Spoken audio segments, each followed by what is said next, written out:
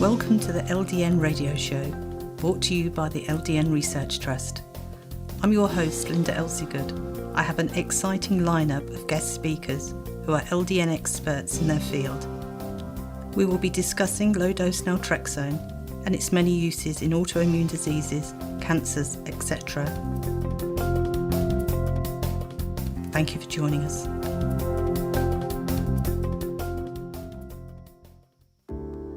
This show is sponsored by the Holtorf Medical Group, whose goal is to improve the quality of life for everyone they see, especially those suffering with chronic conditions. Their physicians will provide you with cutting-edge, personalised care that delivers measurable results. To learn more or book an appointment, call 1-877-508-1177 or go to holtorfmed.com, which is holtorfmed.com.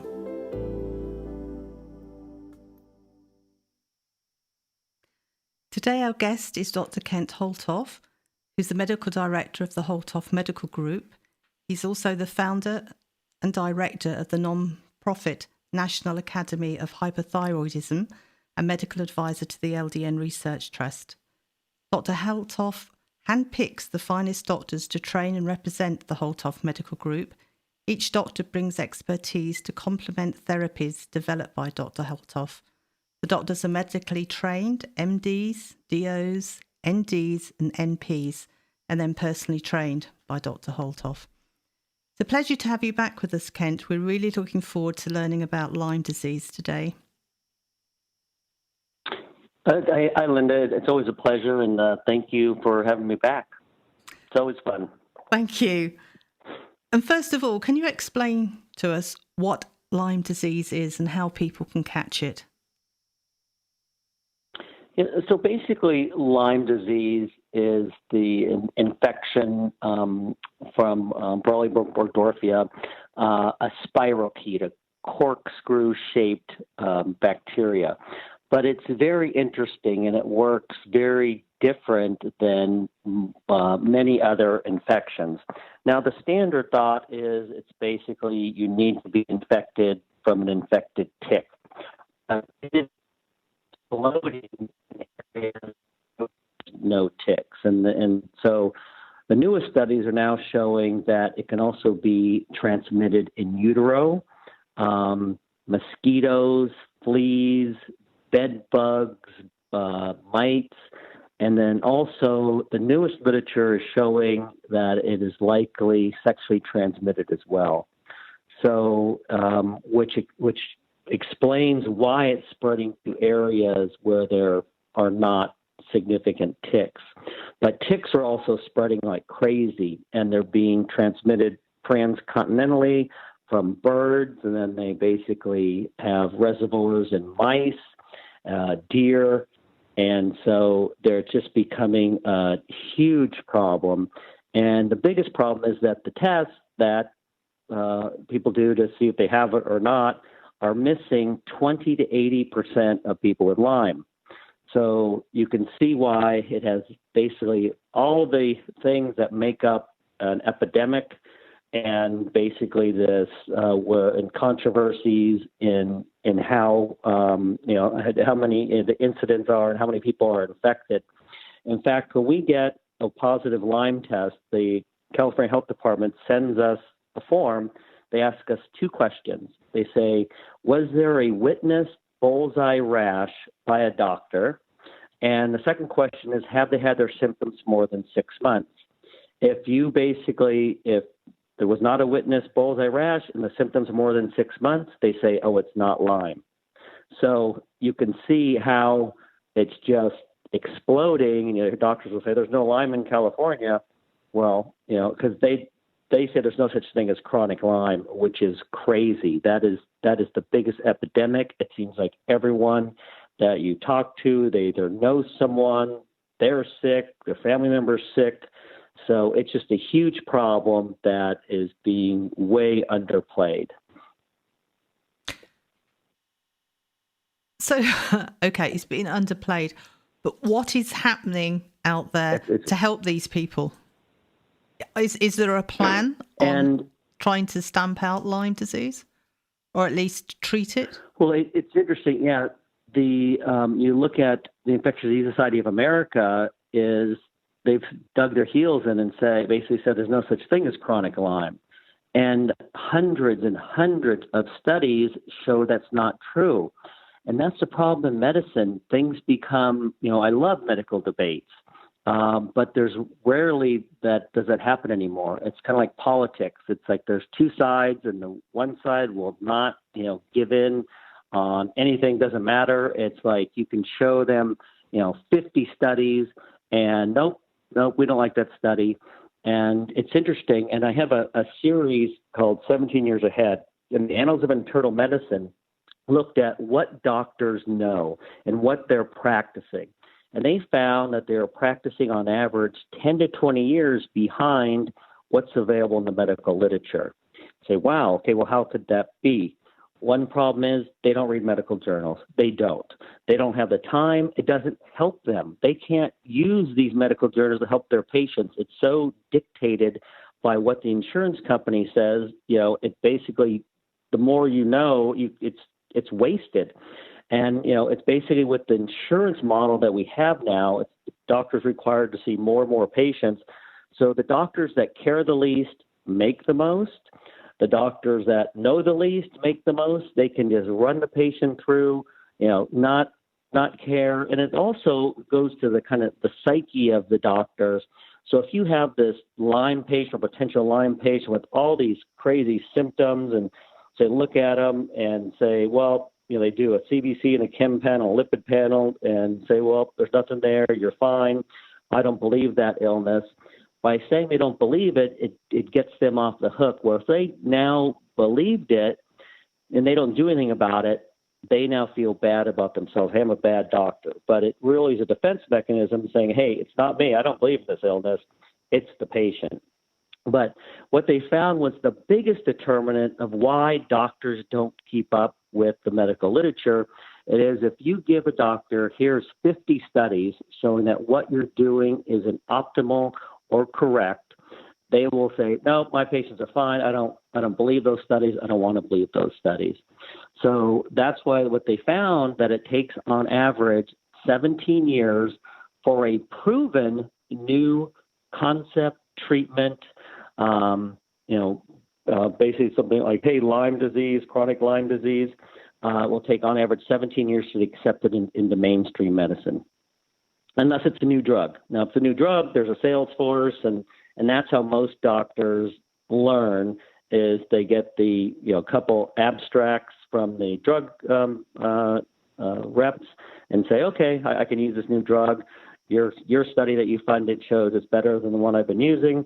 So there, I learned something new today. And then they go to their conferences once a year in Hawaii or, Vail, and they do their skiing and show up for a couple hours, and that's it.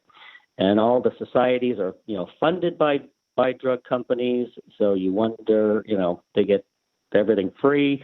Everything from also all the studies that are published is that, it's so hard to get anything so-called alternative or integrative into a major journal, because if it says something against, that basically what is standard, you're going against their basically who's funding the whole journal, their advertising.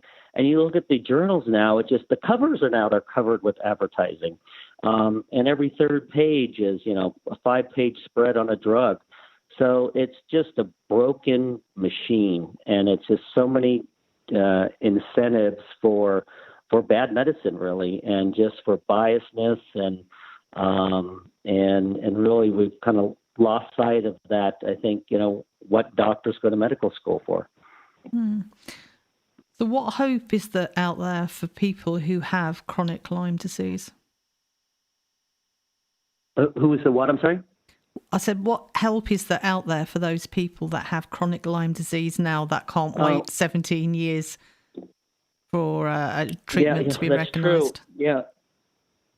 So the nice thing is that there is help. And so when you go to these Lyme conferences, you see the memberships are just exploding. and there's a good number of doctors that are realizing, hey, this is, and they're more evidence-based than so-called standard medicine. And that's why I hate the term alternative. It sounds like, a lot of doctors think, it means there's no studies.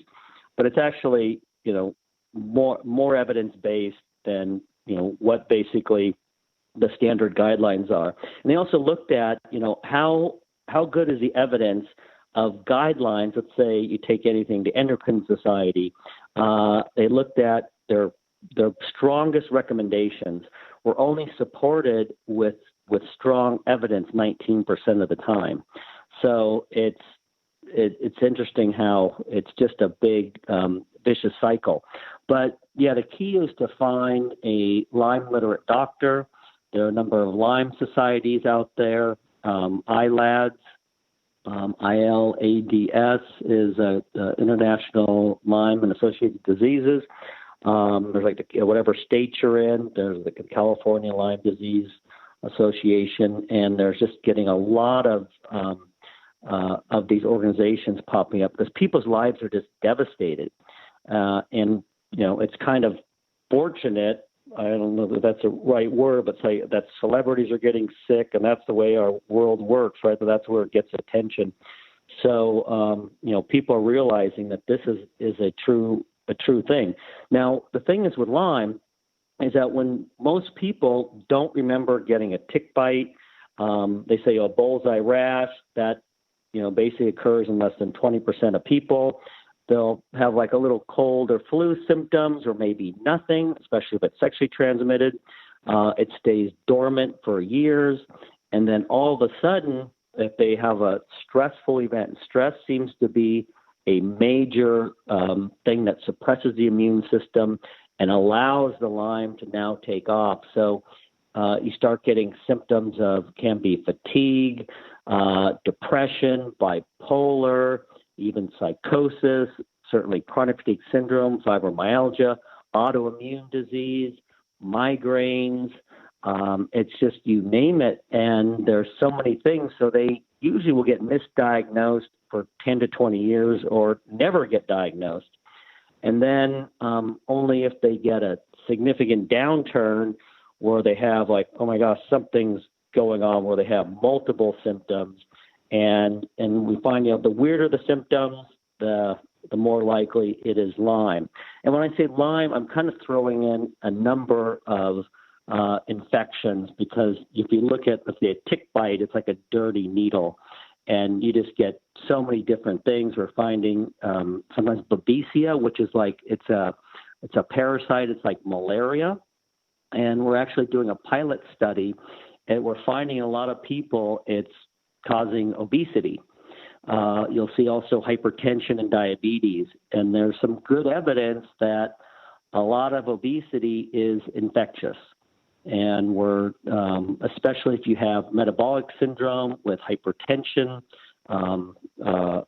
basically weight gain, you'll find they have low thyroid, can get associated night sweats, and we're finding that they're babesia positive, and you get rid of the infection, and their insulin resistance goes away, and they basically start losing weight. So it's crazy. You look at almost every autoimmune disease, the studies are overwhelmingly show that there's a chronic infection that's driving it.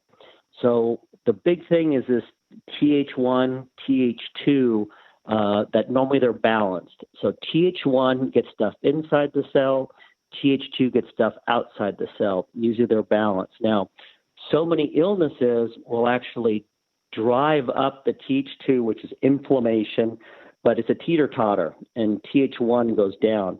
Say, for instance, if you get Lyme, you get exposed to Lyme, let's say it's a tick or some other method, it basically, you get infected, it's in your body, and it starts secreting cytokines which suppress the Th1 that would kill it intracellularly. So it lasts long enough, but as soon as then it goes intracellularly, now the body can't kill it. Now you have chronic Lyme. And that can occur anywhere from days or weeks or months after the initial infection. And once you get that, it's basically your body can't clear the infection. and it goes into multiple different forms. It basically a standard form is a corkscrew form with a cell wall. And then when it goes intracellular, it basically doesn't have a cell wall. So now the antibiotics that helped when it was outside the cell, now it needs a totally different set of antibiotics because it's a different type of organism. It's instead of a cell wall, you need the antibiotics get non-cell walled organisms. Then it does another thing, goes into a cystic form or a round body. And actually a study just came out last week looking at the round bodies. They're very metabolically inactive, but they cause dramatically more inflammation than the spirochete. So it's all of a sudden you've had this, you got a tick bite, you get sick, don't notice. Years later, where it starts forming these cysts, you start getting more inflammation, you start getting sicker, start getting these strange symptoms, a lot of neurologic, memory loss, fatigue, muscle pain, fibromyalgia, chronic fatigue syndrome, depression. And then you go to treat it, and you need different antibiotics for each different form. But then what it does also, it sends off persister cells, which are cells that are metabolically inactive. They're just like suspended animation. And generally, antibiotics only kill the growing organisms. So now it's basically resistant to almost every antibiotic. And so you can give 20 antibiotics at 10 times a dose, stop it, and this comes right back. So it's a very tough organism to treat.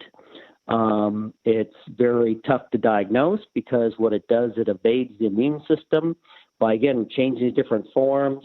It has surface antigens that it shifts, so the body, basically keeps is not able to keep identifying and go after it. It suppresses what's called dendritic cells, which basically will see an organism and tell the rest of the body to go kill it, so there's no concerted effort. So it's a very smart bug, and it has more genes than any other bacteria. So it just has so many different ways to evade the immune system. Now, the problem is, as long as you have it, the more it suppresses that Th1. So your immune system's terrible in terms of killing intracellular infections. It'll also increase your risk for cancer. But your Th2 is very high. So your other immune system is going in overdrive. So patients may not even get sick a lot, or they can because of low Th1. But you'll hear a lot of autoimmune patients like, I never get a cold or anything because the one part of the immune system is too high. And so we'll use a lot of immune modulators, and sometimes they'll be known as immune booster. Like, well, I have autoimmune disease. Why would you give me an immune booster? But again, it's if you raise Th1, you lower Th2. So that's really the goal with this illness is immune modulation. We find with chronic Lyme, antibiotics, they have a part, they do, but you need something else because if the body's immune system can't take over, you're never going to clear the infection. Well, we'll just stop you there for a minute. Really, we'll just have a quick break and we'll be back in just a minute. The LDN Research Trust has its own forum, which can be found at forum.ldnresearchtrust.org or via our website. The forum is divided into sections, so it's easy to navigate and find what you're looking for. You can share your experience, ask questions, keep a journal, etc. Unlike Facebook, the posts are always easy to find and don't get buried. We have a private medical professionals only section. To find out more, please email me, linda@ldnrt.org. This show is sponsored by the Holtorf Medical Group, whose goal is to improve the quality of life for everyone they see, especially those suffering with chronic conditions. Their physicians will provide you with cutting-edge, personalised care that delivers measurable results. To learn more or book an appointment, call 1-877-508-1177 or go to holtorfmed.com, which is holtorfmed.com. thank you. Welcome back. So we've got Lyme disease there. We understand more of what Lyme disease is. And you were saying, antibiotics have a place. But my understanding is if you've had Lyme disease for a long time and it's gone to chronic Lyme, as you were explaining, do antibiotics still have a place? It's interesting. Let's talk about early Lyme even. So when, certainly the earlier you catch it, the better. And there is more awareness of, hey, with Lyme disease in terms of ticks, especially in endemic areas. But you look at what the guidelines are if someone gets a tick bite, and they're anywhere from give a single dose of doxycycline to 3 weeks of antibiotics. But if you look at the studies, and there's a review article that looked at 10 different studies of standard treatment for acute Lyme. So you go in, you get a tick bite, so you have a bullseye rash, you got the joint aches, joint pain, fever. Doctor says, okay, you got Lyme. We'll give you a single dose of doxycycline, and they say 3 weeks of an antibiotic. They found that 20 to 60% of people will never be the same after that. So, the fact that they'll be told, oh, we've caught it early, it's no problem, but you need much more aggressive treatment early on if you are fortunate enough to catch it. But that single antibiotic use for a short period of time does not cut it. It's a devastating illness to have long term, and to just treat it with, the single antibiotic, which is, again, the Infectious Disease Society guidelines, is terrible. It's basically giving people the more likely to have significant disability after that. So it's terrible. You need to really find a Lyme literate doctor who's going to treat that aggressively. But once it gets set into your system, now it has all those different forms. And also what they're finding is like the single antibiotic will do, it will just drive it into the tissues and into that cystic form. So now, your symptoms are gone for a period of time, but you've just made it much harder to kill, and it's going to come back at some point, especially as if there's a stressful event, such as a divorce, an accident, birth of a baby, death in the family, any other illness, that's when it comes out. That's why it gets confused with other things that, oh, it's associated with this, or, oh, you're just stressed out, you're just depressed, because it occurs with something else. But I do think antibiotics have a place, but you do need aggressive antibiotic therapy. But alone, they are unlikely to be able to eradicate the infection. And so we're finding immune modulatory treatments, such as low-dose naltrexone, are very important to be able to basically get rid of the infection. So you've got to raise that Th1, lower that Th2, and LDN is a great treatment for that because it's so safe.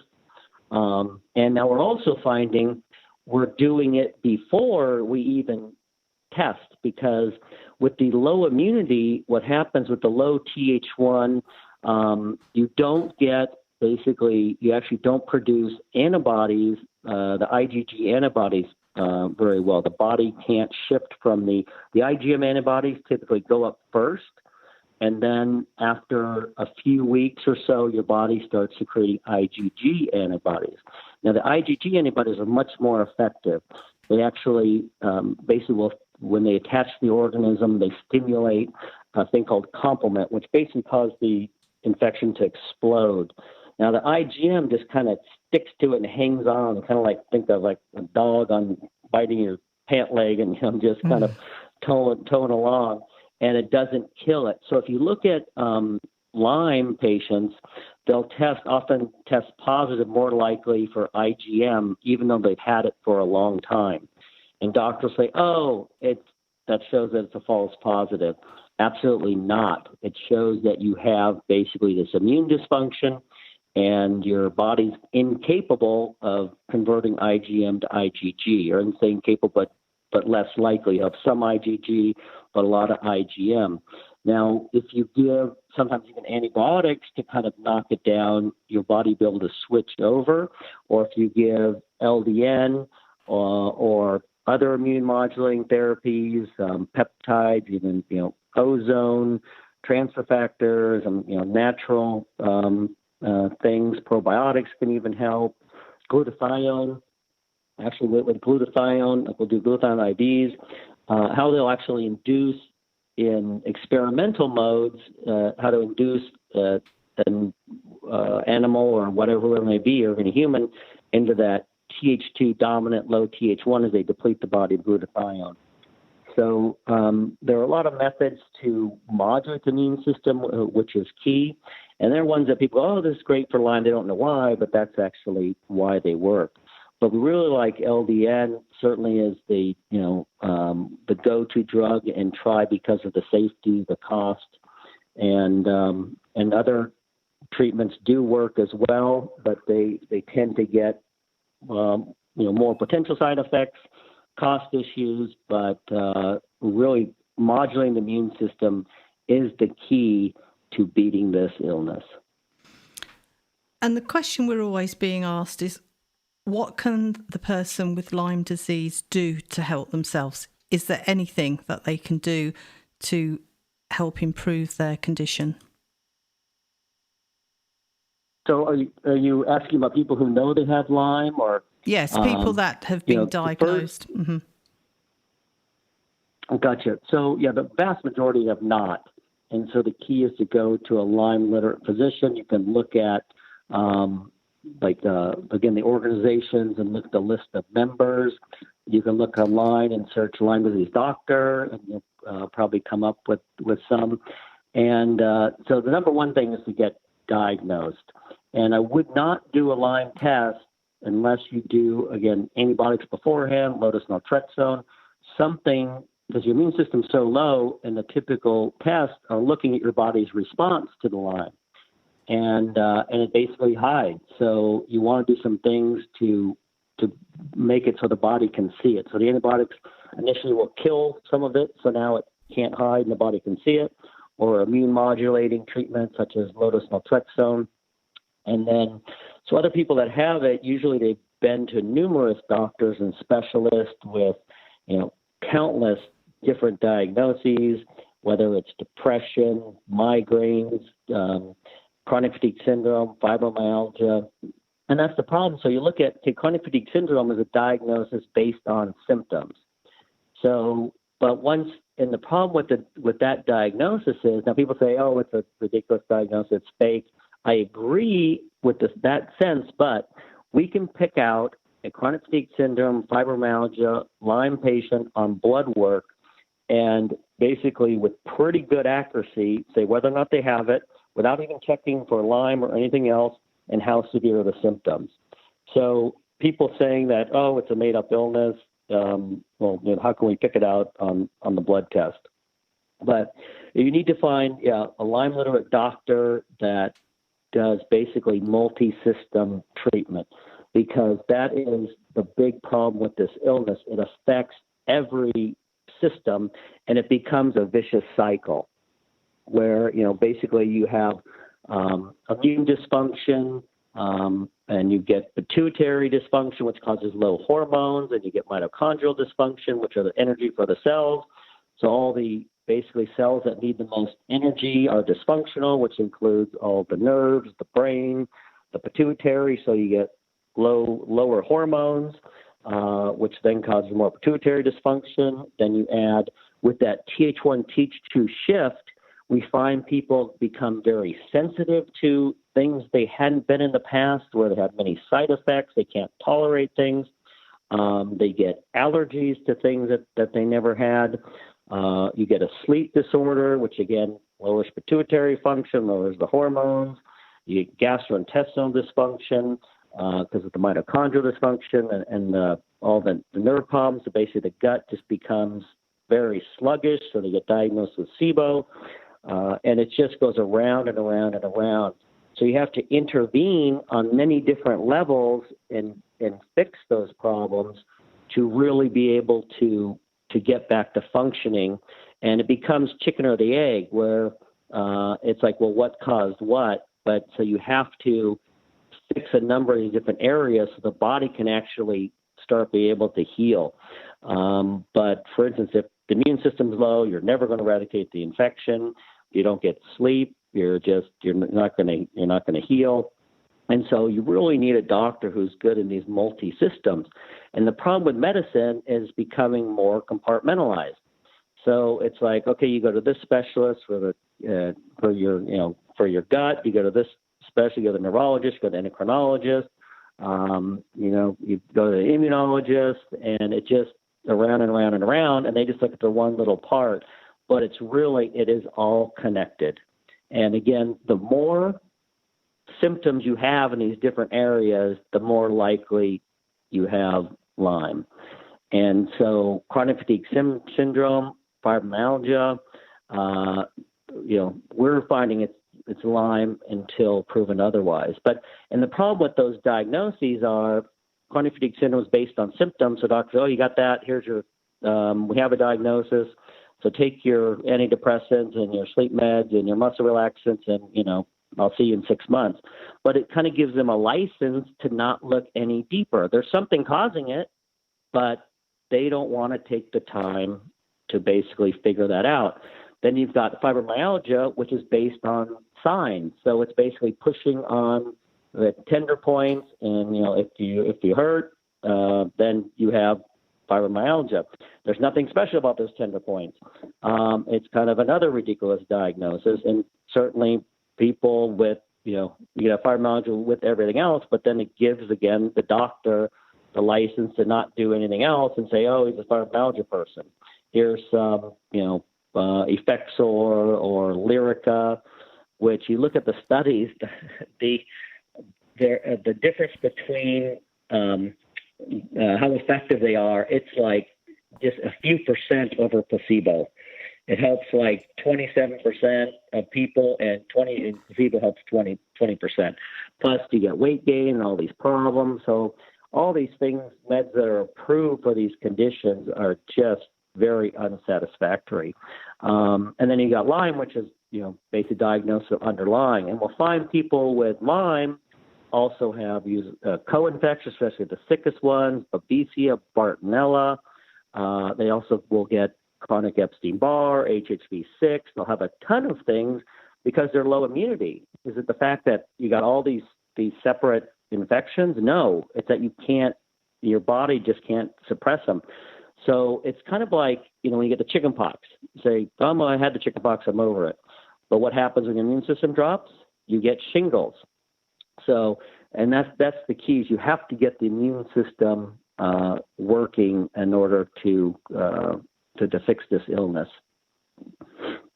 And so many people have told me when they are trying to get a diagnosis for Lyme and they're explaining to doctors all their different symptoms, to then be told it's all in their mind. All you need, you're depressed. All these symptoms you've told me are because you're depressed. There is really nothing wrong with you. And that is so demoralizing, to think that you have made up these it's symptoms. Horrible. Yeah. And we're finding too that, the less a doctor knows, the more adamant they are they're right. And again, it goes into the fact that they don't even know where to start to try to figure out what's going on. They don't have the time. So it's basically easier for them to say, oh, you're just making it up, go to a psychiatrist. And it's horrible. In fact, people will just cry on, the first visit that we actually believe them and listen. And then when we show them on the blood work, people say, well, what if you don't find anything? I mean, it's never happened. If you know where to look, you can't believe how many things are abnormal, and the doctor said there's nothing wrong.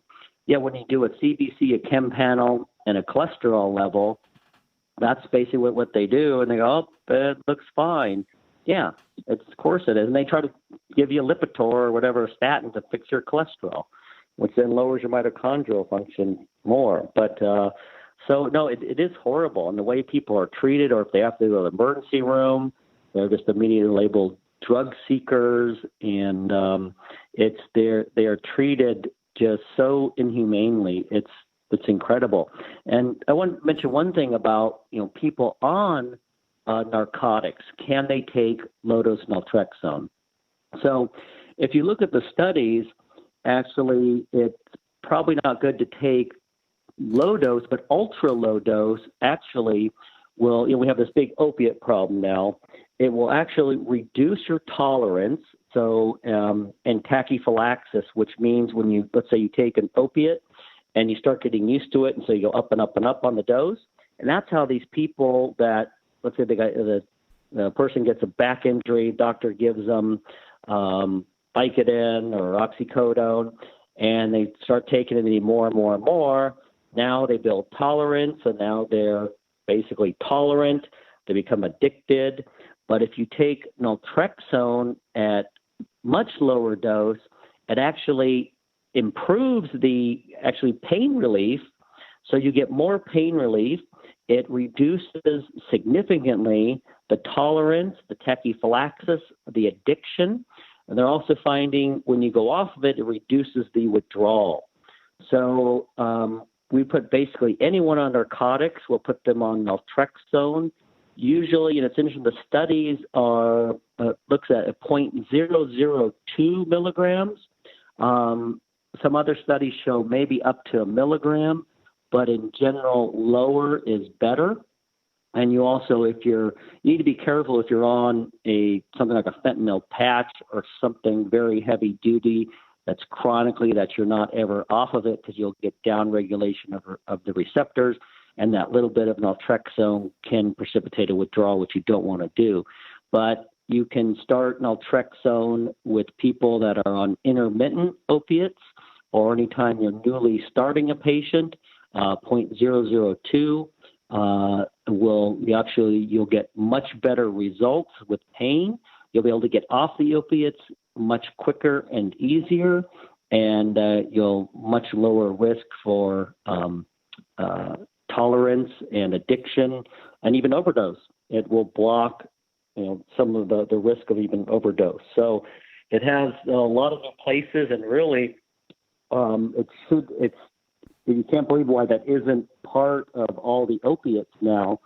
They did try to bring a combination naltrexone opiate out, but they did it at way too high of a dose, where they were combining with the dose of narcotic anywhere from 1 to 8 milligrams.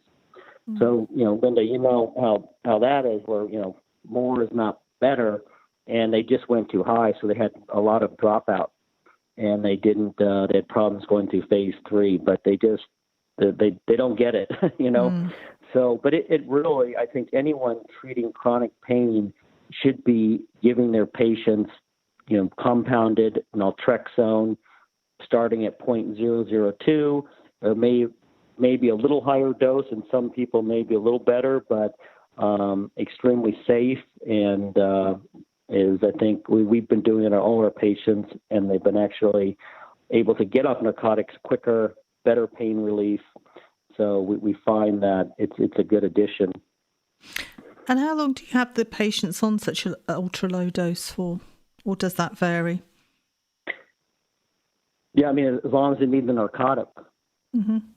So, but it allows you actually to use lower doses because it is more effective. So it seems the problem with opiates is, especially over time, chronic opioid use will increase the glial, the neuron inflammation.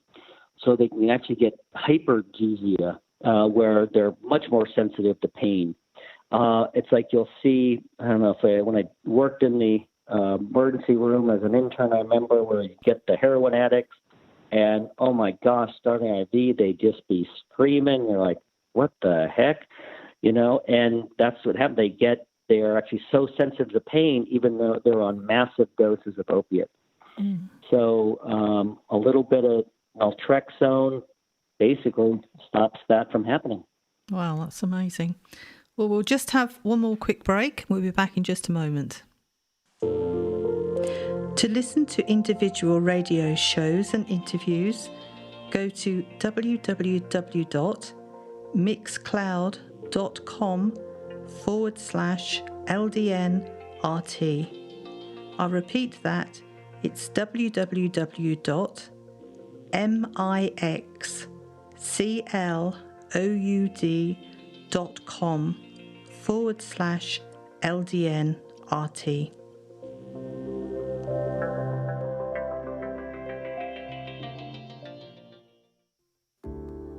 This show is sponsored by the Holtorf Medical Group, whose goal is to improve the quality of life for everyone they see, especially those suffering with chronic conditions. Their physicians will provide you with cutting-edge, personalised care that delivers measurable results. To learn more or book an appointment, call 1-877-508-1177 or go to holtorfmed.com, which is HOLTORFMED.com. Welcome back. Goodness, the time is going so quickly. What I wanted to ask you, if a patient comes to you who thinks they have Lyme, what are the steps you take to diagnose and treat? Yeah, the first thing is listen to them, Mm-hmm. right? And we have them fill out an extensive questionnaire, and you find that, they have so many issues, which they may not even bring up because they've had it forever, and there's so many things that are worse. But, and even with just the symptom assessment, we call it, we can usually pick them out very quickly. But so we'll basically look at the symptoms. We usually have a good idea if they have Lyme or not. Then we'll do basically a large panel, which includes immune testing. But we really want to test everything because, again, this affects all the systems. So, basically all Lyme patients are low thyroid, although their TSH is normal because they have significant hypothalamic pituitary dysfunction. So normally, doctors are taught that testing thyroid's very easy, that the pituitary secretes thyroid-stimulating hormone, which tells us thyroid to secrete T4, which then converts to T3. Levels drop, the pituitary should sense that and raise TSH. But with any chronic illness, especially Lyme, or even autoimmune disease, even just fasting, the pituitary is suppressed. The TSH does not go up. So people with low thyroid have a normal TSH. So they often need thyroid is one thing. And we'll often treat them for not necessarily for the Lyme right away because you want to get the body optimally working to have the best chance to basically for long-term success. So look at the hormones, get them sleeping. Sleeping is key. If you don't sleep, they're not going to get better. So you have to get, deep sleep. And the problem is a lot of the sleep meds is they don't change sleep architecture. So a lot of these patients don't go into deep wave stage 3-4 sleep. So there are a few meds that can help. One is Xyrem, can be life-changing for patients.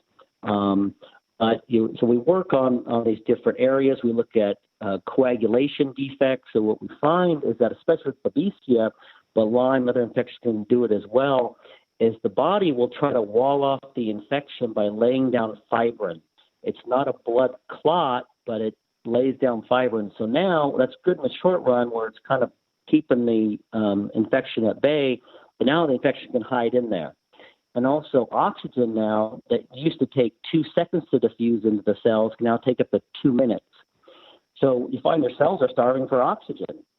So you get the muscle pain, the brain fog, and vascular enzymes to clean that up. We're actually very low dose heparin, which is safer than aspirin. But to make that diagnosis, is you look at what I can do is we have a lab slip on our site that you can actually download I'm not sure if we have the one for Lyme chronic fatigue syndrome, but I think so. If not, we'll make sure it's up.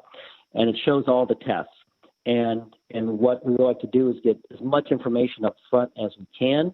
For instance, there's a marker for Babesia called eosinophilic cation protein, ECP, and it goes up with parasitic infections. And so we check that now, especially, usually it's high normal, but if you treat with something that kills the parasite and the body can sense it, it goes way up. So that's a good marker for Babesia. We look at the natural killer cell function. We'll look at the Th2 level, which we used to check C4A, but now Quest said they can't get dry ice for some reason. But so you want to look at human transforming growth factor beta. That's a long thing to remember, but so we really look at all these different areas: adrenal function, all the hormones, the coagulation defect, the immune system, and you'll find so many defects. So we try to fix those things first before we start even going after the Lyme. And then for the Lyme testing, we don't really even bother with the standard Quest or LabCorp Western blot. They just miss, 90%. Now, if you do get that test done, if we've had it done in the past, the doctor says you're negative, but if you have a 41 kilodalton band, which is the most common band to come up, so the Western blots look at different parts of antibodies that your body's attacking different parts of the Lyme. Now, the 41 kilodalton band is the flagellum. It's the tail of the Lyme. Now, let's say, that's a false positive because other things have the tail as well. But in Western countries, unless you're, basically terrible, sewage problems or terrible gum disease, you shouldn't have that. So if you have a 41 kilodalton band, we have found that overwhelming majority of people have Lyme. Now, to do more specific tests, you can do IGeneX, Western blot, MDL has one, and there's some new ones coming out. But for all those, you want to do what's called a provocated test. You want to treat with antibiotics, usually for a week, wait another 2 weeks, and then test, and then you'll find it much more sensitive because the body can see it. Or what we'll do is we'll actually do some of the immune modulating therapies, so then now your body actually has an immune system that's helped, so it can produce antibodies and you have a better, more sensitive test. Or if you can do the Lyme culture, now that you don't want to be on any antibiotics. So if we can, we'll on the first visit do the Lyme culture and then give the antibiotics either for 1 to 3 weeks, which covers Lyme and Babesia as well, and then check those labs 3 weeks later. And you'll find you'll pick up so many more patients that were previously negative, where they thought they had Lyme, and even, very good doctors, if they don't do that, the test often becomes indeterminate or negative, and all of a sudden now it's positive. So it's very helpful to do those things to help get the diagnosis. Now, Lyme is actually a clinical diagnosis, but what I tell patients is the more sure we are of the diagnosis, the more aggressive we can be. So that's why we like to get a lot of information up front so we can find out exactly what's going on. If we have also more proof actually for the patient, for other doctors, for their friends and everyone. So when they say, you're just faking it, yeah, look at this. And you look at their labs, you can't believe how many abnormalities they were when no one checked those things before. So it's really knowing what to check, and I find the more information, the better. And I like patients to give me every lab you've ever had, bring in everything. We can go through it usually very quickly because they usually get the same thing over and over and over. But so the key is information, and then you could put together a custom plan for that patient. So is it just blood tests and asking symptoms, that there is no other test like an MRI or a scan or anything along those lines. It's just blood tests. Yeah, I mean, you can also do saliva testing, you can do stool testing, there's so many other means, and then scans. I would love to get scans, and so in terms of scans, I love to get scans and get that information. MRIs tend not to be very sensitive, although they can show abnormalities. They'll often say nonspecific white and gray matter changes. Some of the more functional scans, SPECT scans, and things such as that are actually much more useful. But we're just finding that we can't get them covered, and so it's just been difficult. But I'd love to have that information. Mm. Well, it's been truly enlightening. I've learnt so much about Lyme disease, and I'm sure other people will have as well. I have to say, you're one of the speakers or the interviewees in the Lyme disease documentary, which has now been completed and it's now being edited. So that's something really exciting. And of course, you're one of the speakers at the conference, and you're going to be talking on Lyme disease. So yeah, I know. But what is really interesting, and I've said this so many times, doctors absolutely loved the Q&A sessions. They enjoyed the presentations, of course, but to actually get the chance to ask a panel that have been using LDN for a long time is a real big deal. And of course, not only the people who are there on the day that can ask the questions, but those people who are watching all around the world live streamed, they get the chance to submit their questions as well. So, anybody out there listening who's going to listen to Dr. Kent Holtorf talk about Lyme disease at the conference, if you have any questions, then is your chance to actually put them to the man himself to get the answer straight from the horse's mouth, should we say. Yeah, and I love, that's my favorite part of the conference, and I think and I agree, where most people get the best information, because it gives you, sense of real life issues and that, problems that come up, and just basically get direct answers that you would have to try to figure out, because usually with talks are kind of theory and basis, but okay, in reality, how do you do this? And I find, that people find those to be the most useful and interesting. And I find that's my most enjoyable part, which I really love doing. So I really love the fact that you have that as a large part of your conference. So, I think it's great for everyone. I think it's great for patients and doctors as well. We have one doctor, and she said that she enjoyed the Q&As and that we answered all her questions. We asked questions which she would have asked if she'd thought of them. And what made the whole thing real for her is that when the panel didn't know a question, they weren't afraid to say, I don't know the answer to that one. So she said it made it so believable that the questions that had answers were factual answers, because nobody was afraid to say, I don't know. So I thought that was a really good comment. Yeah, it's true. But it's true. And that's like when patients come back from their primary care, and my primary care said he didn't know. I'm like, great, keep that doctor. Because the other ones that it's a big ego thing, and all the ones that tell patients to stop Googling, right? It's because they can't defend their treatments. I tell patients, go on the internet, there's great information. Yeah, there's some misinformation, but bring it in. Bring all the questions in. We'll talk about it. So, I think that's, again, a great part and a great feature of the conference. Yes. And the good thing is, obviously, it's not physically possible for everybody to travel to the conference, but for us to be able to get the conference to everybody who's got fast internet, regardless where they live, can watch it, at a time to suit them. It's available for a whole year. It's just amazing. There is so much to learn.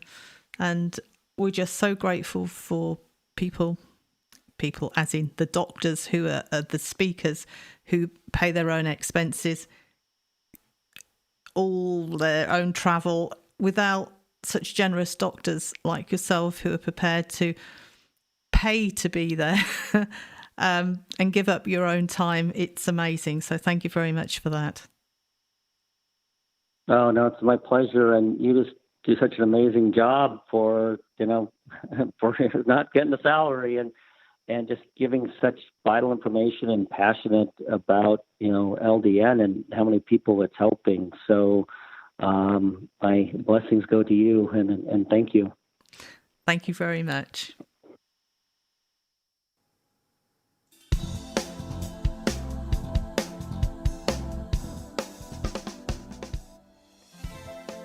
The LDN 2017 conference will be held in Portland, Oregon, in the US, 22nd to the 24th of September. If you are unable to attend in person, we'll bring the conference to you, regardless where you live. You can participate via our live stream. Check out www.ldn2017.com for early bird discounts. The conference will examine life-changing breakthroughs for treating multiple sclerosis, Crohn's disease, colitis, autism, irritable bowel syndrome, lupus, fibromyalgia, rheumatoid arthritis, chronic pain, mental health issues, restless leg syndrome, and many other conditions using low-dose Naltrexone. For tickets, live stream, and sponsorship opportunities, go to www.ldn2017.com.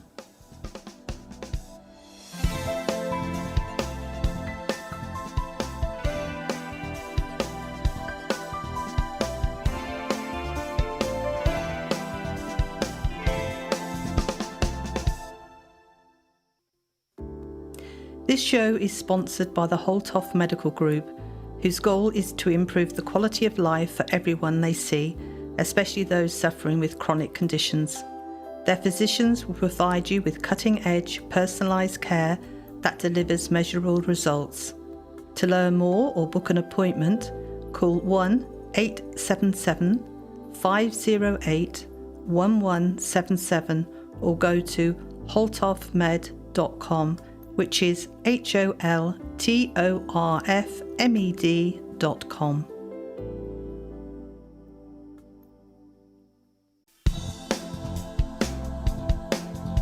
Any questions or comments you may have, please email me, Linda, Linda, at ldnrt.org. I look forward to hearing from you. Thank you for joining us today. We really appreciated your company. Until next time, stay safe and keep well.